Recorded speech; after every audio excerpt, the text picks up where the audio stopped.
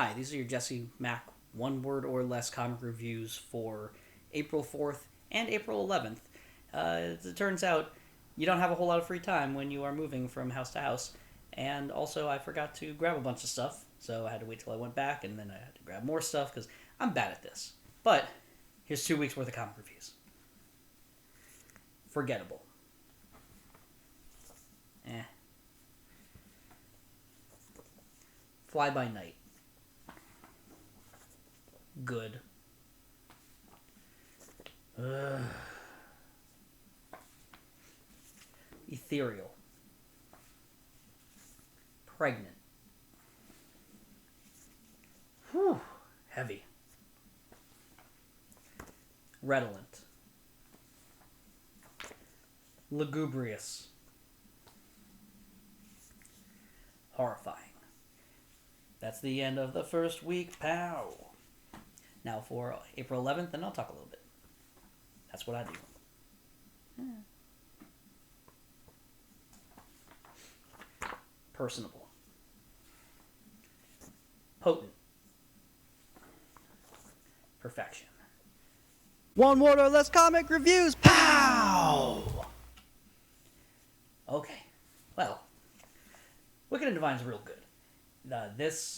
I feel like the story, it had a very nice short story to start with, and then once they wrapped that up, they had to go in 1,000 different directions so that they could set up what they're doing, what they're wrapping up right now. So it's a lot of comics end up doing this road where you go off, you do a nice little intro, and then you do a whole lot of other stuff so that you can set the groundwork for the big one.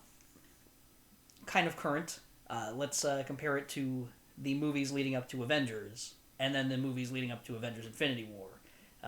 There was a lot that happened. There's a lot more stuff that you have to do to get from that first movie to the third one.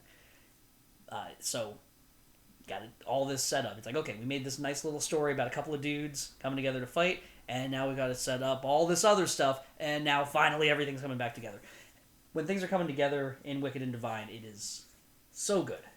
But then there's this guy, which I read some people say that if you've never read Squirrel Girl, you should read this issue and then start from the beginning.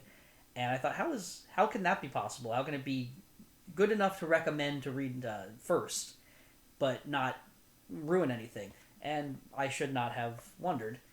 Ryan North and Erica Henderson are geniuses. This is also Erica Henderson's last issue on here, which makes me very sad, but Derek Charm is good, so it's going to be okay. This is a sort of a time travel tale, but not time travel as much as time so slow that Squirrel Girl and Nancy live an entire lifetime over a weekend and stop any crime from happening. And guess what? When you have a comic book about a hero solving crime, super crime, through non-conventional means that would rather talk to you than punch you in the face, this is a really good setup for some really good story, and it broke me a little bit at the end. So good job. Oh, yeah, there it is. Good job, guys.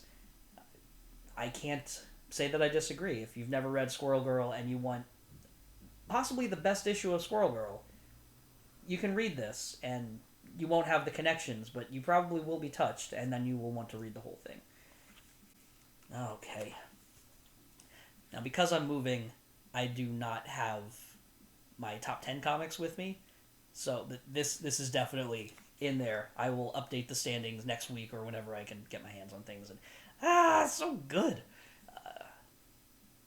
See you next week. Hopefully I'll have a real place to do things again.